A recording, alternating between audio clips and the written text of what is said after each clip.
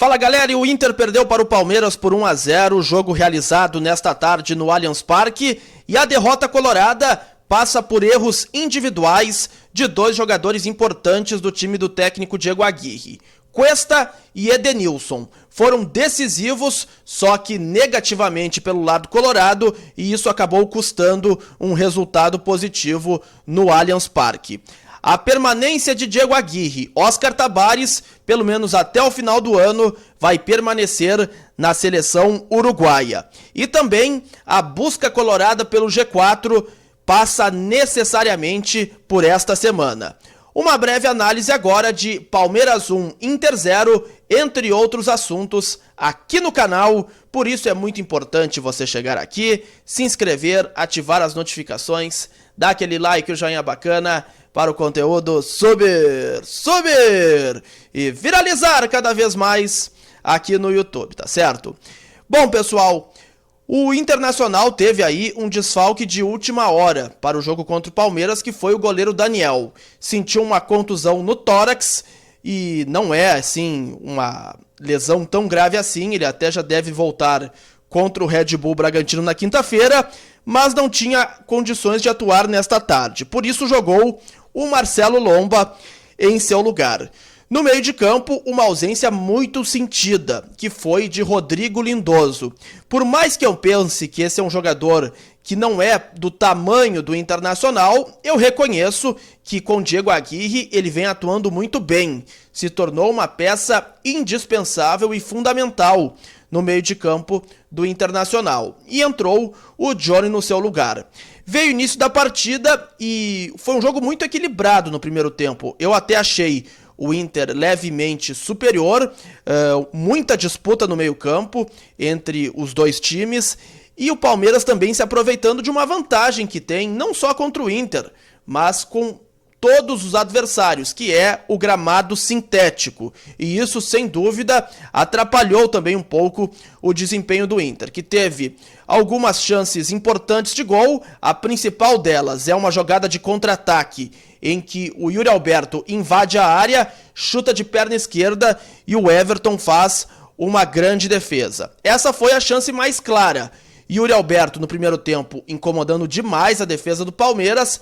O Tyson, que deveria pelo menos ser o jogador para puxar também muitos contra-ataques, não esteve numa tarde boa, não jogou bem e até foi substituído no segundo tempo. Começou a segunda etapa e aí logo a 3, 4 minutos o lance que definiu a partida, que foi o pênalti absolutamente bobo do Cuesta. Após o cruzamento do Rony, foi um pênalti claro, a bola desvia na mão do zagueiro do Internacional. E agora, mais inaceitável ainda, foi a expulsão de Edenilson, que saiu do meio campo para reclamar com o árbitro Braulio da Silva Machado. Aliás, proferiu palavrões contra o árbitro, ele até pediu desculpas, mas o Braulio já relatou na súmula o que disse aí o Edenilson para ele. Eu vou passar para vocês aqui. Na súmula tem aqui a expulsão, Edenilson Andrade dos Santos, e pelas palavras do árbitro foi o seguinte: após a marcação de um tiro penal contra a sua equipe, protestar de forma grosseira e ofensiva, proferindo as seguintes palavras, fecha aspas: vocês vieram aqui para nos roubar, cambada de ladrão, fecha aspas. Informo ainda que após a expulsão, o mesmo se aproximou de mim e repetidamente proferiu as seguintes palavras, abre aspas, ladrão do Carvalho, fecha aspas. Claro que é um palavrão que ele falou, mas também em respeito a quem me acompanha aqui, não vou proferir o que o Edenilson acabou dizendo. O fato é que o jogador pode sim se complicar, ele já é desfalque assegurado na quinta-feira, pois estas foram aí as palavras do árbitro Braulio da Silva Machado na súmula divulgada após o encerramento da partida. O Edenilson, ciente do seu erro, pediu desculpas através do seu Instagram e disse exatamente o seguinte, abre aspas, venho humildemente reconhecer o meu erro e pedir desculpas à instituição e aos torcedores pela expulsão de hoje. No calor do momento, Eu não concordei com a decisão do árbitro e acabei reclamando assintosamente. Prontamente após a partida, me desculpei com ele e com meus companheiros, os quais mesmo com um a menos batalharam muito para buscar o resultado. Fecha aspas. Portanto, Edenilson reconhecendo aí o erro que cometeu e a expulsão no jogo contra o Palmeiras.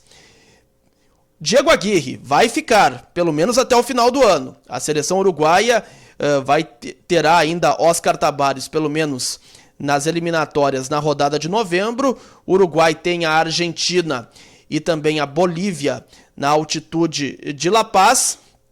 E até na entrevista coletiva ele disse que se sente aí, entre aspas, mais confortável em assumir a seleção uruguaia a partir de janeiro de 2022.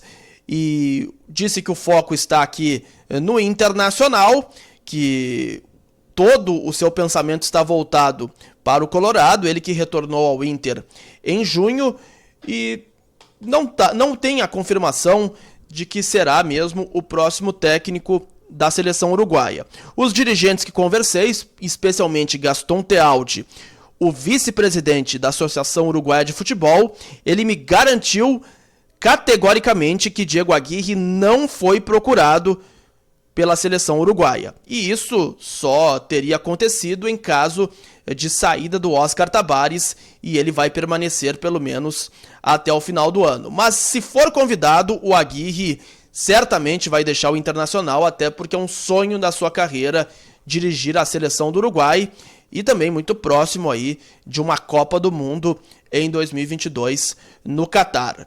Para fechar, eu disse lá no início do vídeo que a busca colorada pelo G4, ela passa necessariamente nesta semana. Por quê? Explico.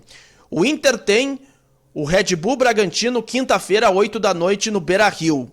E domingo, também no Beira-Rio, jogo contra o Corinthians, 4 da tarde. São adversários diretos. O Inter acabou, a rodada pelo menos, não está sendo muito boa. O Fortaleza venceu fora de casa.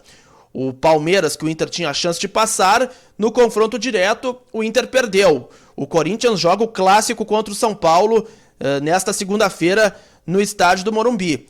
E o Bragantino está também à frente do Inter, ou seja, o Inter nesses dois jogos, contra Bragantino e Corinthians, ele não pode sequer pensar em outro resultado que não seja a vitória. Pois aí, se isso não acontecer, a busca pelo G4 vai ficar aí muito complicada e o Inter pode, aí, se chegar a Libertadores, se tropeçar contra Bragantino e Corinthians, fatalmente disputando a pré-Libertadores a partir de 2022. Ou seja, o Inter tem que se preparar muito bem para esses dois jogos no Beira-Rio, para também não se desgarrar aí dos 6 primeiros colocados no Campeonato Brasileiro. Tá certo? Gostou do vídeo? Dá aquele like, aquele joinha bacana e a gente volta ainda com a análise de Grêmio e Juventude aqui no canal. Valeu!